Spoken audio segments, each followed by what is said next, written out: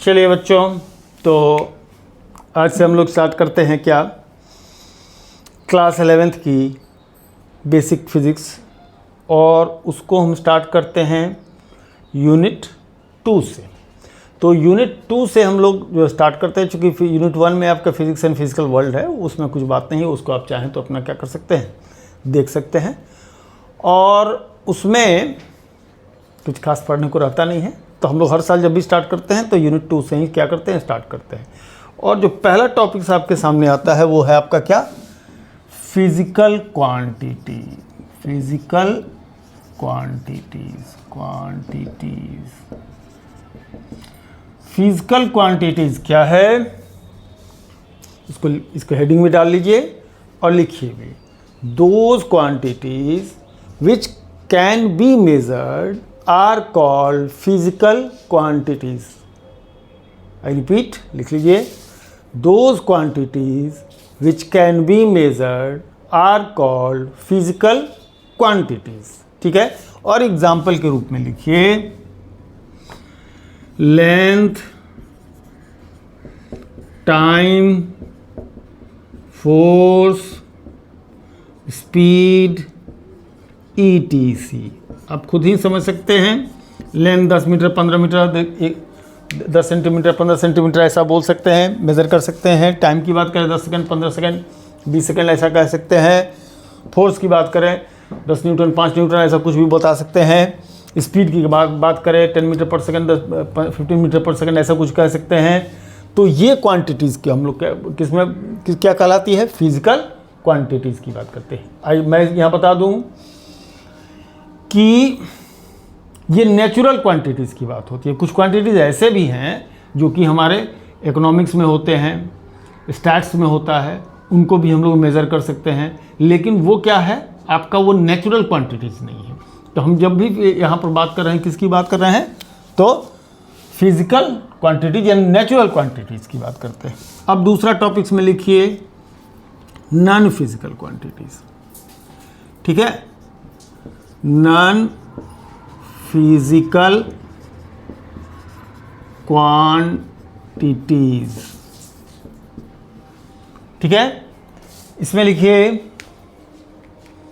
Those quantities which can not be measured are called non physical quantities. I repeat, those quantities which can not be measured are called non physical quantities. तो इसके example में लिखिए, जैसे sorrow मतलब दुख, happiness, guilt मतलब अफसोस, beauty मतलब सुंदरता, ये सब भी नेचुरल क्वांटिटी है। दुख, सुख, ये भी प्राकृतिक चीज़ है, ये प्राकृतिक रूप से आता है, लेकिन इनको हम लोग क्या कर सकते हैं, मेज़र नहीं कर सकते। तो ऐसे क्वांटिटीज़ क्या हो जाते हैं, हमारे नॉन फिजिकल क्वांटिटीज़ हो जाते हैं। ठीक है ना, चलिए इसको लिख लिया। अब देखिए, in physics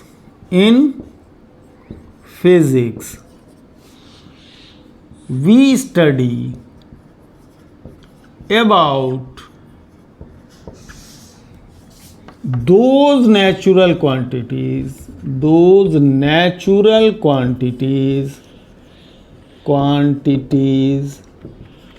which can be measured,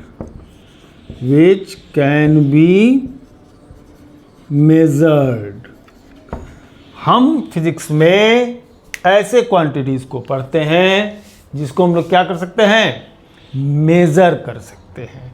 तो कोई अगर फिजिक्स का डेफिनेशन आपसे पूछता है तो आप कह सकते हैं, physics is the study of those natural quantities which can be measured. Simple में अच्छा डेफिनेशन है, बाकी और बहुत सारे डेफिनेशन है, सिंपल में ये अच्छा डेफिनेशन है कि ऐसे नेचुरल क्वांटिटीज़ की स्टडी जिसको मेज़र किया जा सकता है, उसकी जो स्टडी करते हैं उसको हम लोग क्या करते हैं, कहते हैं फिजिक्स कहते हैं। सिंपल में बहुत सुंदर डेफिनेशन होता है। चलिए अब आगे बढ़ के हम लोग क्या देखने जाएं, यूनिट देखने के लिए चले। चैप्टर का नाम है यूनिट एंड डायमेंशन। ये आपका सेकंड यूनिट चैप्टर है, फर्स्ट तो हम देख ही नहीं रहे। यूनिट किसको कहते हैं? ठीक है जी, यूनिट किसको कहते हैं? The major question is that. तो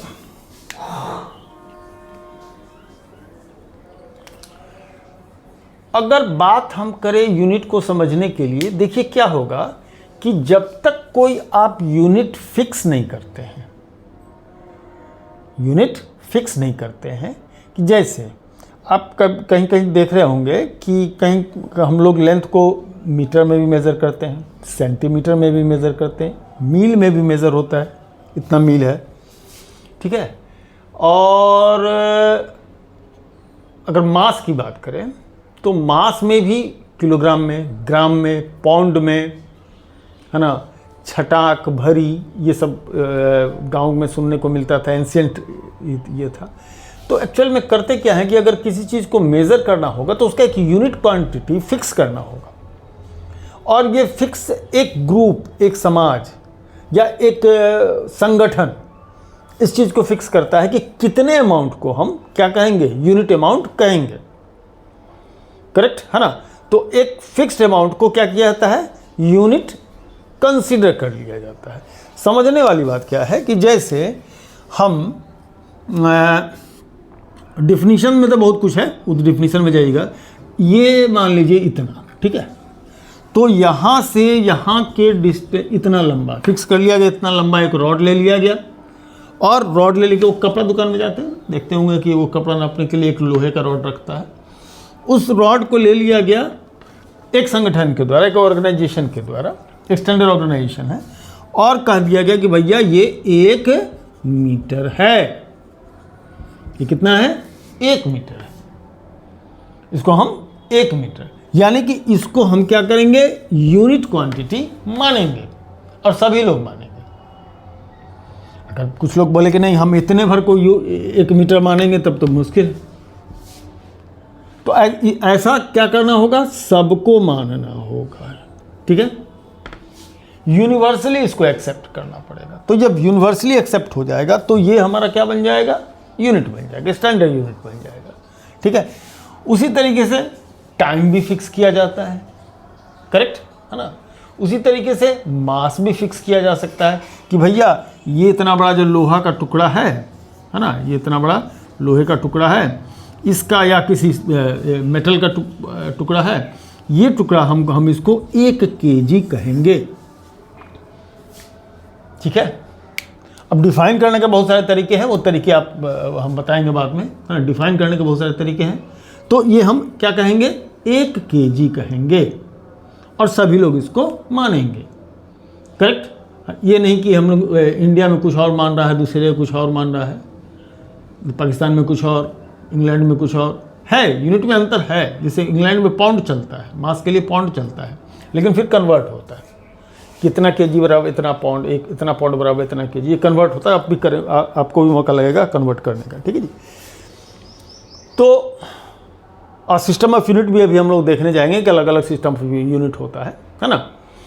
तो ऐसे में जब तक हम लोग को यूनिट डिसाइड नहीं कर लेते हैं, तब तक क्या कर सकते हैं, किसी चीज़ का मेजरमेंट करना भी मुश्किल होगा, और करके एक दूसरे को बताना भी क्या होगा, मुश्किल होगा। इस वजह से क्या होता है, एक यूनिट फिक्सेशन की क्या होगी, बहुत ही जरूरी होती है। चलिए अब जरा सा हम इसको मिटा करके तब आपको यूनिट का डिफिनीशन लिखा देते हैं। चलिए तो लिखिए, a fixed amount accepted universally to compare same physical quantity is called unit, ठीक है। डिफिनीशन आपने लिख लिया। जैसे कि a 1 metre for length, 1 second for time, correct, या 1 kg फॉर मास, ठीक है। ये एक क्या किया गया, एक फिक्स क्वांटिटी को ले लिया जाता है, इसको हम लोग क्या कहते हैं, यूनिट, है ना। अब बात करें किसकी, comparison of quantity of quantity in different units. मतलब देखिए U1 एक यूनिट है, U1 and U2 are two different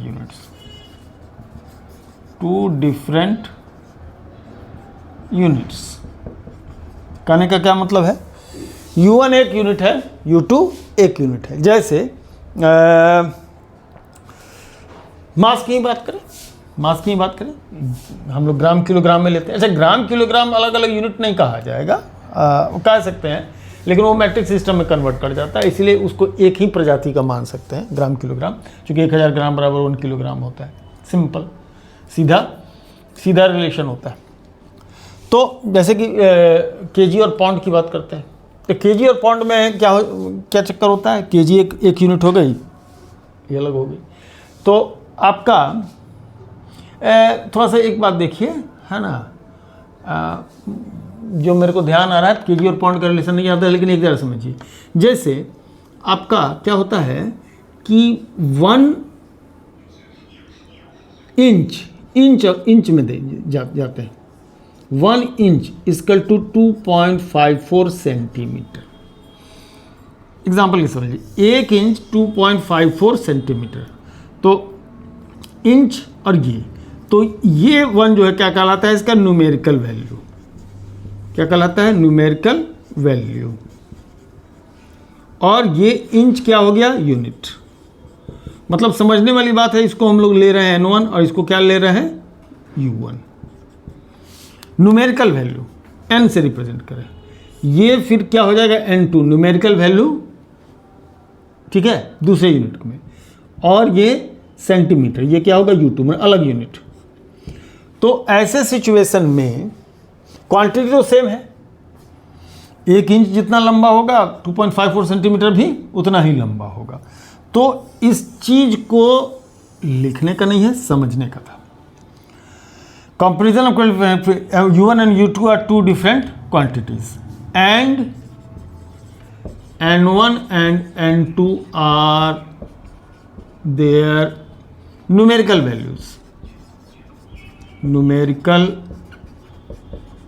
values. Then N1 U1 equal to N2 U2, ये बन जाता है आपका क्या, रिलेशन। N1 U1 बराबर N2 U2, ये बन जाता है आपका रिलेशन। ठीक है जी, तो कंपैरिजन की बात हो गई। चलिए अब हम लोग जरा सा फंडामेंटल एंड डेराइव यूनिट की तरफ चलें, और इसको वीडियो पॉज करके अगर नहीं लिखे हो तो नोट डाउन कर लें। ठीक है जी,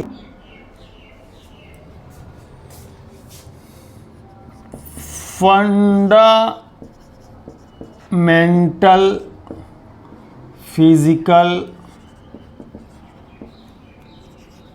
क्वांटिटी, ठीक है, और दूसरा है डेराइव्ड फिजिकल क्वांटिटी।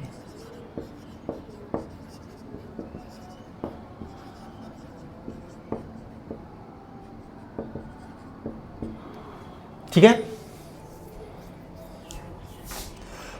तो हम लोग समझे क्या अंतर है, फंडामेंटल फिजिकल क्वांटिटी या डेराइव्ड फिजिकल क्वांटिटी। तो फिजिक्स के अंदर कुछ ऐसे क्वांटिटीज हैं, नेचुरल क्वांटिटीज ऑफ कोर्स, जिनको हम लोग क्या कर लिए हैं, फंडामेंटल फिजिकल क्वांटिटीज ले लिए हैं। ठीक है, अगर डिफिनीशन लिखने की बारी आए तो हम लोग डिफिनीशन फिजिकल क्वांटिटीज का क्या लिख पाएंगे, तो जरा लिखिए फंडामेंटल फिजिकल क्वांटिटीज का क्या definition. Okay, fundamental physical quantity का डेफिनेशन लिखिए, और डेफिनेशन होगा ये, those quantities that which cannot be measured by the मैं इसको करेक्ट करूं, कहीं ध्यान भटक गया था, है ना। चलिए, those physical quantities which do not need, फिर मैं गड़बड़ा गया, चलिए मैं लिखता हूं जरा सा। Those physical quantities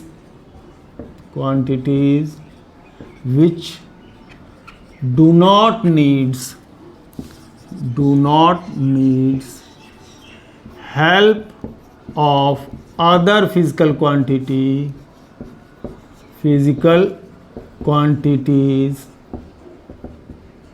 for measurement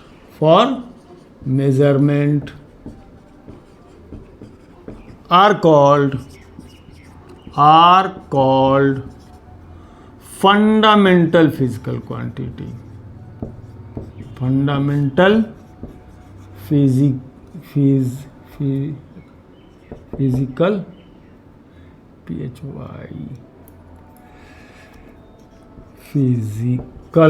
quantity. ठीक है, मतलब ऐसे फिजिकल क्वांटिटी जिनको मेजर करने के लिए आप दूसरे फिजिकल क्वांटिटी को लेने की जरूरत नहीं पड़ती हो, ऐसे क्या कहलाते हैं? आपका फंडामेंटल फिजिकल क्वांटिटी कहलाता है। कभी कभी क्या होता है, कोई बात दिमाग में फंस जाती है और वहाँ आकर के रुक जाता है। ऐसे ही कुछ हुआ अभी, है ना, लिखते वक्त में फ्लो में सब कुछ आ गया, लेकिन जब बारी आई किसकी, बोलने की, तो वहाँ अटकने लगे। चलिए, तो दोज फिजिकल लिख लीजिए, those physical quantities which do not needs help of other physical quantities for measurement are called fundamental physical quantity. Definition बचकाना है, मैं मेंशन कर दूं, ये बच्चे वाला डिफिनीशन है, लेकिन जो 11th बिगिनर है उनको कुछ ना कुछ तो लिखना पड़ता है, कोई ना कोई तरीका होता है इसे करने का। एक्चुअल में बात ये है कि फंडामेंटल फिजिकल क्वांटिटी का, कि 7 फिजिकल क्वांटिटी ऐसे हैं जिनको अपने हम फिजिक्स के अंदर फंडामेंटल फिजिकल क्वांटिटीज लिया गया है। तो there are 7 physical quantities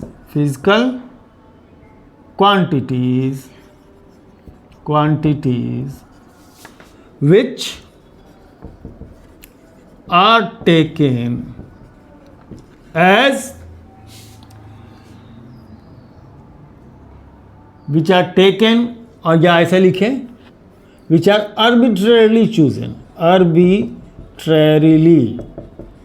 chosen as fundamental physical quantity, fundamental physical quantities. Those are ये लिख रहे हैं, बोल रहे हैं, उसको लिखिएगा। लिखने वक्त में क्या होता है कि हम लिखते हैं तो हम लोग फ्लो में होते हैं, अपनी बात है ना। तो 2 बोर्ड पर भी दिख रहा होगा, कुछ जो मुंह से बोल रहे हैं उसको लिखिए। स्पेलिंग यहाँ से देख सकते हैं कौन कौन से हैं। देखिए, इसका एक लिस्ट बनाइए। पहला लेंथ, ठीक है, LENG लेंथ। दूसरा क्या है, मास। तीसरा क्या है, टाइम। चौथा क्या है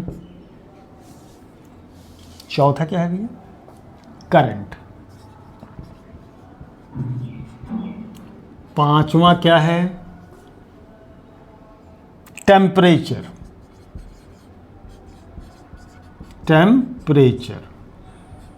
छठवां क्या है,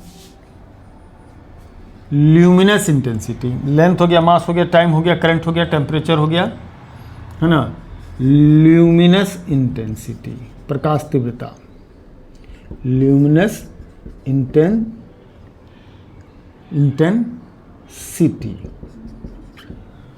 और कौन सा हो गया, लेंथ हो गया, मास हो गया, टाइम हो गया, करंट हो गया, टेम्परेचर हो गया, लुमिनस इंटेंसिटी हो गया, और 7वां है ना, वो है मोल, है ना, mole, amount of substance. Amount of substance, correct. ये 7 फिजिकल क्वांटिटीज कंसीडर किए गए, चुन लिए गए हैं। ऐसा नहीं है कि ये कोई नेचुरली बोला कि ये सारे गामा पा धा नी सा, वो वाला कुछ नहीं है कि ये नेचुरल है। ये फिजिक्स के अंदर कंसीडर कर लिए गए कि ये हमारे साथ क्या है, फंडामेंटल फिजिकल क्वांटिटीज़ हैं। अब इसी जगह पर हम लोग बात कर लेते हैं फंडामेंटल यूनिट्स की, है ना। इसी जगह पर हम लोग फंडामेंटल फिजिकल क्वांटिटी होगा तो जो इसके यूनिट बनेंगे वो क्या हो जाएंगे, फंडामेंटल फिजिकल यूनिट्स। तो इसको हटा दीजिए और यहाँ डाल दीजिए क्या, यूनिट, और डेफिनेशन वैसे ही हो जाएगा। 2 यूनिट्स यहाँ हटाइए, खाली यहाँ रिप्लेस कीजिए। 2 units which do not needs help of other physical units, other units for measurement are called fundamental units. There are 7 fundamental physical quantity यहाँ लिखना था, अगर पिछले बुक में लिखने में गलती हो गई हो तो फंडामेंटल फिजिकल क्वांटिटीज, अब यहाँ लिखेंगे fundamental units which are arbitrarily chosen as fundamental units, जिनको आर्बिट्रेरली स्वेच्छा से चुना गया है। मतलब कुछ ग्रुप ने चुना है, ऐसा नहीं कोई पर्सन कहीं गांव देहात में या किसी शहर में बैठा था, किसी कोने में बैठा था, उसने कह दिया कि इसको हम इतना कहेंगे, ऐसा कहेंगे, ऐसा नहीं, कुछ ग्रुप में। अब जरा सा समझिए कि लेंथ के लिए अगर फंडामेंटल यूनिट है तो क्या है, तो इसको थोड़ा सा हम लोग क्या करें, टेबल बना लें। टेबल क्या बना लें, टेबल बना लें, है ना। चलिए ये देखिए, ऐसा ऐसा ऐसा, है ना जी। ओके, ये हो गया पहले फिजिकल क्वांटिटी, ठीक है। यहाँ पर इसका हो जाएगा यूनिट, फंडामेंटल फिजिकल यूनिट, और यहाँ पर आ जाएगा सिंबल, यहाँ पर इसका सिंबल, ठीक है। तो 3 ही लिखे हैं, 4 लिखे हैं, इसके लिए तो 7 चाहिए ना। चल मिटा करके लिखवा देंगे, लिख लीजिएगा। Length metre, symbol m, mass kilogram, symbol kg, time second, symbol s ले सकते हैं। करंट एम्पियर, करंट किसमें, एम्पियर में, सिंबल a, ठीक है। अब ये लिख लिए कि लेंथ मीटर में सिंबल m, मास किलोग्राम में सिंबल kg, टाइम सेकंड में सिंबल s, करंट एम्पियर में सिंबल a। अब तरह से हटाते जाइए, ये हो जाएगा 4 के बाद ये कौन सा, 5वां, क्या होगा, क्या क्या लिखे थे, करंट के बाद हमने लिखा था टेम्परेचर, पूरा आप लिख लीजिए। टेम्परेचर को किसमें मेज़र करते हैं, केल्विन में, है ना। सिंबल क्या है भैया, तो के है। उसके बाद हमने क्या लिखा था, उसके बाद हमने लिखा था ल्यूमिनस इंटेंसिटी, इसको पूरा कर लीजिए आप, इंटेंसिटी पूरा लिख लीजिए।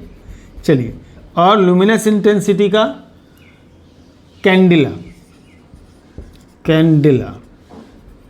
होता है ना, वो जो जलाते हैं, वही CD। और 7वां क्या था, अरे 5वां हुआ, ये 6वां हो गया।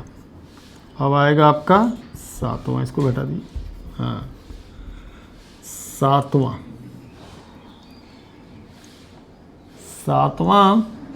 छठवां, अच्छा ये 7वां हो जाएगा, ठीक है।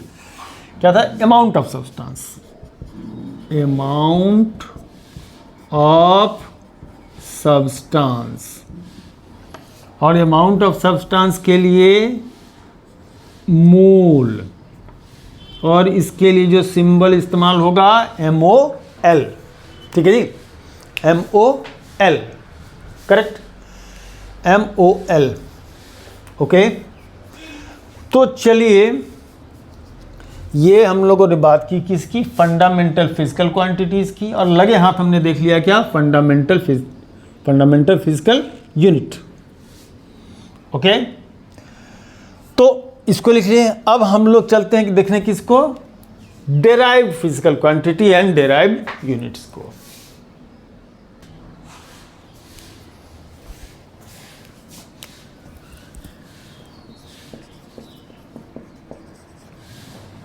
derived physical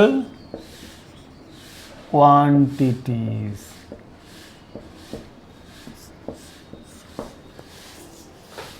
तो भैया derived physical quantity हम किसको कहते हैं, लिखिए definition.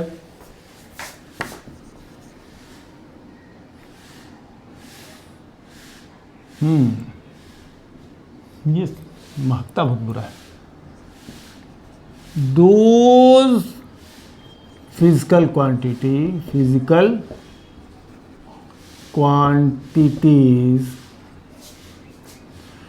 which can be measured,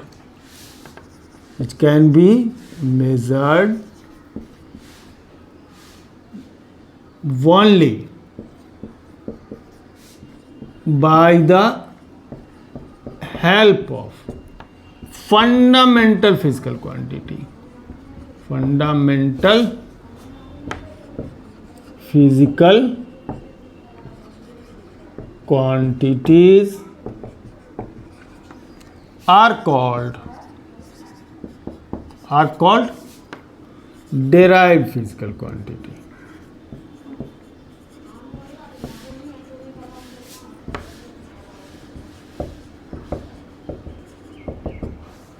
उनको क्या कहते हैं, डेराइव्ड फिजिकल। फॉर एग्जाम्पल हम फिर से रिपीट कर देते हैं, जिनको पढ़ने में नहीं आ रहा हो वो लिख लें। Those physical quantity which can be measured only by the help of fundamental physical quantities are called derived physical quantities. Online video में तो बड़ी मदद है कि जहाँ पर नहीं समझे पीछे कर लीजिए, फिर से क्या बोले सुन लेंगे, है ना, इसको किया जा सकता है, इसलिए आप इसको कर सकते हैं। चलिए फॉर एग्जाम्पल के लिए, जैसे स्पीड किसी चीज़ के लेते हैं, तो स्पीड को क्या लेते हैं, डिस्टेंस अपॉन क्या, टाइम। तो ये क्या हो गया, डिस्टेंस फंडामेंटल, जिसको लेंथ में मेज़र करते हैं, टाइम फंडामेंटल हो गया। ऐसे हम लोग क्या कर सकते हैं, मेज़र कर सकते हैं। जैसे एसिलरेशन, तो एसिलरेशन की मेज़र करना होगा तो क्या होगा, एसिलेशन हो जाएगा वेलोसिटी बाय क्या, टाइम। तो ये क्या हो जाएगा, ये क्या हो गया आपका डेराइव्ड फिजिकल क्वांटिटी हो गया। तो वो सात जो हम लोगों ने जो लिखा, जो हम लोगों ने कंसीडर कर लिया है, जो बड़े बुजुर्गों ने एक्सेप्ट कर लिया है कि ये सात हमारे फंडामेंटल फिजिकल क्वांटिटीज होंगे, तो उनके उसके अलावा जो भी क्वांटिटीज है वो क्या कहलाता है, डेराइव्ड फिजिकल क्वांटिटी होता है। जो कुछ भी है, टेम्परेचर को छोड़ दिया जाए, करंट को छोड़ दिया जाए, टाइम को छोड़ दिया जाए, लेंथ को छोड़ दिया जाए, मास को छोड़ दिया जाए, लुमिनस इंटेंसिटी को छोड़ दिया जाए, ये साथ छोड़ दिया जाए, तो बाकी सब के सब क्या हैं, आपके डेराइव्ड फिजिकल क्वांटिटीज है। अब डेराइव्ड फिजिकल यूनिट्स की बात करें, derived physical units, those physical units, ठीक है, which can be measured only by the help of fundamental, measured या defined, यहाँ पर एक शब्द जोड़ लीजिए, defined, only by the help of fundamental physical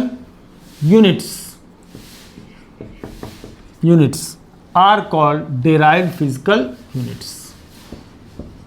ठीक है, डेराइव्ड फिजिकल यूनिट।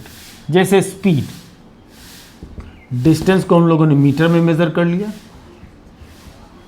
और टाइम को हमने सेकंड में मेज़र कर लिया। तो स्पीड की यूनिट क्या हो गई, यूनिट ऑफ स्पीड क्या बन गया, यूनिट ऑफ स्पीड क्या बना, दैट इज मीटर पर सेकेंड। हम सिंबल में लिख सकते हैं, है ना, मीटर पर सेकेंड। ठीक है। अब अगर यदि एक्सीलरेशन के लिए चलते हैं, है ना, एक्सीलरेशन के लिए चलते हैं, तो ज़रा देखिए तो एक्सीलरेशन को चलिए ये मान लेते हैं, तो ये मीटर पर सेकेंड तो यही होता है, मीटर पर सेकेंड कौन होता है, वेलोसिटी, और टाइम क्या होता है, सेकेंड। तो सेकेंड और सेकेंड नीचे आएगा, तो मीटर बटे सेकेंड स्क्वायर, यानी इसको कह सकते हैं मीटर पर सेकेंड स्क्वायर। तो एक्सेलरेशन का क्या हो जाता है, मीटर पर सेकेंड स्क्वायर। तो ऐसे क्वांटिटीज क्या हो जाएंगे, ऐसे यूनिट्स क्या हो जाएंगे, डेराइव्ड फिजिकल यूनिट्स बनते हैं। ठीक है जी। तो हम लोग ने फिजिकल नॉन फिजिकल क्वांटिटीज देखा, हम लोगों ने ये जाना कि किसको हम फिजिकल क्वांटिटी कहेंगे, किसको हम फिजिकल क्वांटिटी नहीं कहेंगे। जिसको मेज़र कर सकते हैं उसको हम लोग फिजिकल क्वांटिटीज़ कहेंगे, जिसको मेज़र नहीं कर सकते हम लोग उसको क्या कहेंगे, फिजिकल क्वांटिटी नहीं कहेंगे। फिर उसके बाद हम लोगों ने यूनिट की चर्चा की और फंडामेंटल यूनिट की बात की, डेराइव्ड यूनिट की बात की, फंडामेंटल फिजिकल क्वांटिटी की बात किया, डेराइव्ड फिजिकल क्वांटिटीज़ की बात किया। अब जा कर के हम लोग आगे बढ़ें और हम लोग देखें कि जैसा कि हम लोग यहाँ देख रहे हैं कि कहीं ना कहीं हम जब स्पीड मेज़र करने के लिए चलते हैं मीटर डिवाइडेड सेकेंड, या एक्सीलरेशन मेज़र करने के लिए चलते हैं तो क्या करते हैं, मीटर पर सेकेंड वेलोसिटी का हो जाता है, फिर सेकेंड से डिवाइड करते हैं। तो कहीं ना कहीं ये चीज़ जो है सो एक मल्टीप्लिकेशन डिवीज़न टाइप से यूनिट क्या हो रहा है, डिसाइड हो रहा है। ठीक है। मतलब अगर हम स्पीड की बात करें तो उसमें मीटर यानी कि लेंथ है और टाइम यानी कि सेकेंड है। तो स्पीड की डिपेंडेंसी दो तरह के डायमेंशन पर है। ठीक है जी, डायमेंशन पर है। एक कौन सा, लेंथ, दूसरा कौन सा, टाइम। करेक्ट है ना, दो तरह के डायमेंशन पर वो डिपेंड करता है। ऐसे सिचुएशन में अपने पास एक कॉन्सेप्ट जनरेट करता है और वो कॉन्सेप्ट ये जनरेट करता है कि क्यों ना जो भी हमारे फिजिकल क्वांटिटीज़ हैं इनके डायमेंशन को भी हम लोग क्या कर सके, समझ लें। तो अगली चीज़ जो हम लोग जो देखने जा रहे हैं वो क्या है, dimension and dimensional formula. Correct. चलिए आगे देखते हैं, इसको मिटाते हैं, इसके बाद आगे हम लोग देखते हैं। तो डायमेंशन की हमने बात की और डायमेंशन का डिफिनीशन कुछ इस तरीके का बनता है। कुछ टाइम बचाने के लिए हमने पहले ही लिख लिया था। The dimension of any physical quantity is the power of base quantity to which it has been raised. Correct. तो कहने का मतलब क्या, जैसे लेंथ के लिए क्या ले सकते हैं, एल। करेक्ट। टाइम के लिए क्या ले सकते हैं, टी। और हमारे साथ ही फंडामेंटल फिजिकल क्वांटिटी है ना, मास के लिए क्या ले सकते हैं, मास के लिए एम। ओके। टेम्परेचर के लिए क्या ले सकते हैं, थीटा। करंट या एम्पियर के लिए क्या ले सकते हैं, ए। ऐसा कुछ। और जनरली इल्यूमिनेशन इंटेंसिटी और अमाउंट ऑफ सब्सटेंस के लिए वही ले ले, जो उसका सिंबल है वही ले लिया जाता है।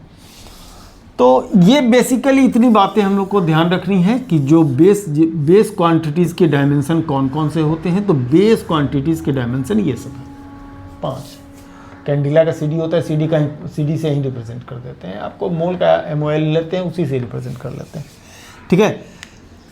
तो ये हो जाते हैं क्या, आपका डायमेंशन। मैंने L सिंबल से लेंथ रिप्रेजेंट होगा, M सिंबल से मास रिप्रेजेंट होगा, T सिंबल से टाइम। ये मेन 3 है, बाकी ये टेम्परेचर और करंट ये जो है सब कभी कभी आएगा, ठीक है ना। चलिए अब बात करें डायमेंशनल फार्मूला की। तो डायमेंशनल फार्मूला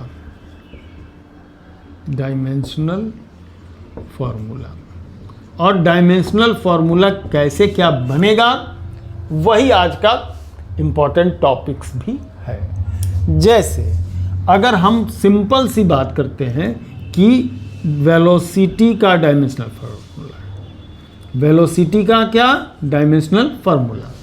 तो वेलोसिटी की अगर बात करते हैं तो हम लोग जानते हैं कि ये कितना हो जाता है, डिस्प्लेसमेंट या डिस्टेंस जो भी बोलिए, डिस्प्लेसमेंट अपॉन कितना टाइम की बात करें तो वेलोसिटी के लिए अगर v सिंबल को इस्तेमाल किया जाए तो डिस्प्लेसमेंट के लिए डिस्प्लेसमेंट को मेज़र किस में करते हैं, लेंथ में।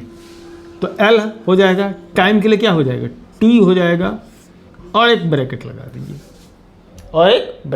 दीजिए, तो V का डायमेंशनल फार्मूला। अब जरा सा देखो, लेंथ 1 पावर में, टाइम -1 पावर में, चूंकि ऊपर गया है तो -1, लेकिन अच्छी तरीके से लिखने के लिए मास इसमें होता नहीं है, तो लिखने के लिए मास का 0 पावर, अगर प्रॉपरली अगर आप नहीं लिखते हैं मास का 0 पावर तो भी कोई गलती नहीं होगा, लेकिन क्या है कि लिखा जाता है ना, ठीक है। तो ये कहानी बन गई आपकी किसकी, वेलोसिटी की। चलिए तो और कुछ डिफिनीशन हम लोग कुछ और सबका डायमेंशन बनाए। अब हम लोग इसको मैं हटाता हूं और बहुत सारा डायमेंशनल फार्मूला हम लोग बनाते हैं और ये सीखते हैं कि डायमेंशनल फार्मूला बनाते कैसे हैं। और बुक आप ओपन करेंगे, एक पूरा चार्ट दिया हुआ है किसका डायमेंशनल फार्मूला क्या बनेगा। पहले तो हम लोग 10-15 ठो यही डायमेंशनल फार्मूला ही देखेंगे, ठीक है ना।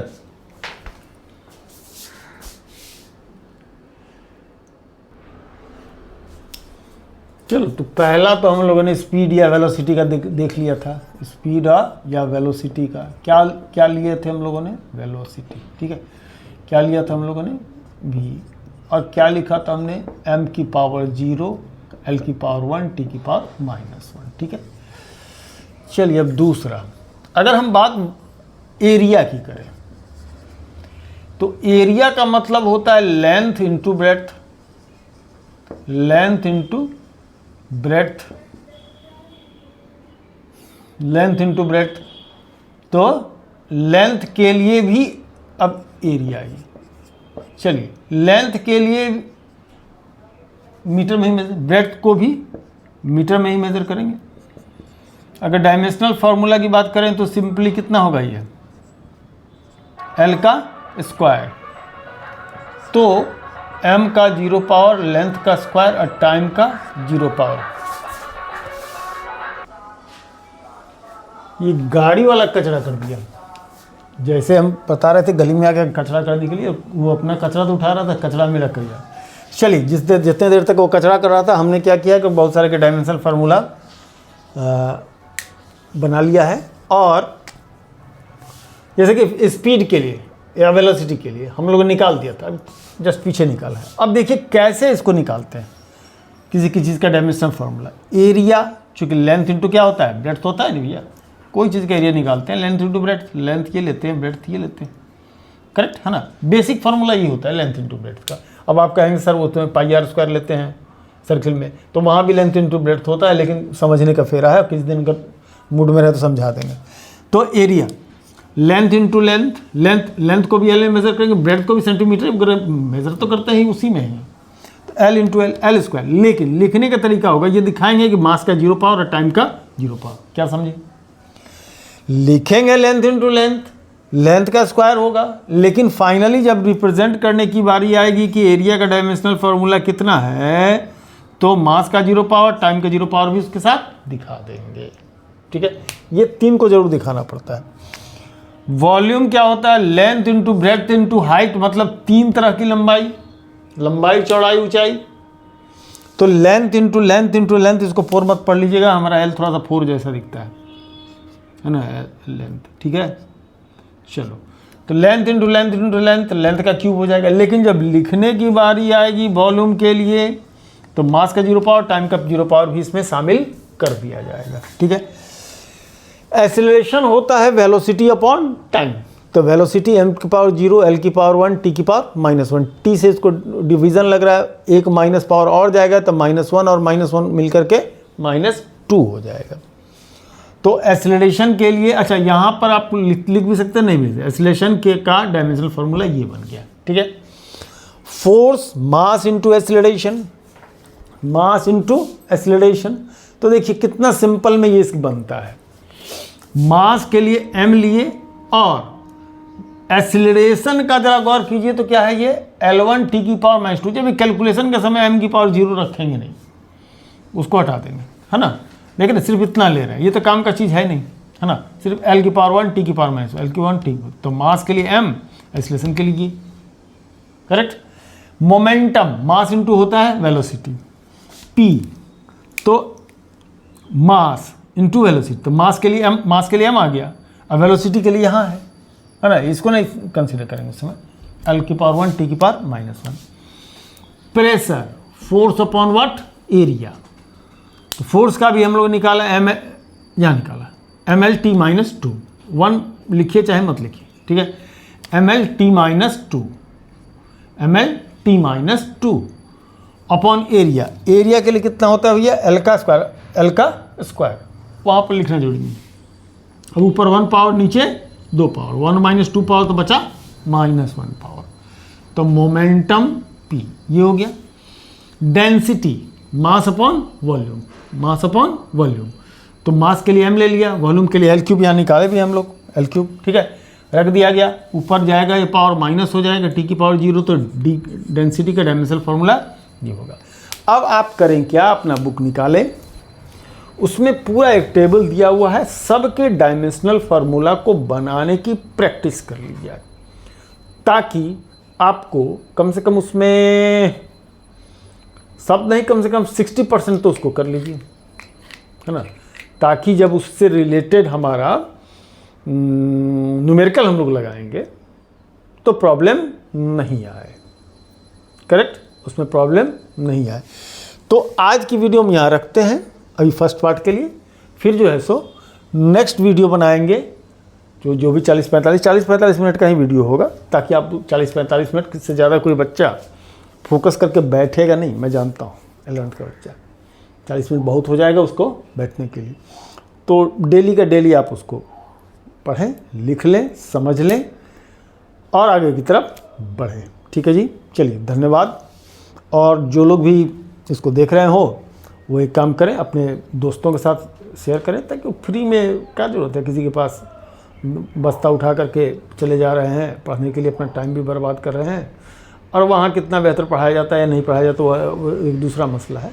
घर पर बैठ कर के आप जब चाहें उसको चला करके देख सकते हैं, क्या लिखना था क्या नहीं लिखना था, सर क्या समझाए थे या क्या नहीं समझाए थे। तो ये तो बेस्ट तरीका है।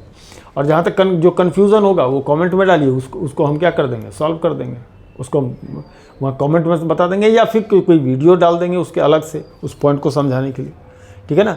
हम उम्मीद करते हैं कि ज़्यादा से ज़्यादा लोग जुड़ेंगे, है ना, और ख़ास करके ऐसे इलाके से जहाँ पर मैं पढ़ा चुका हूँ, ठीक है। धन्यवाद।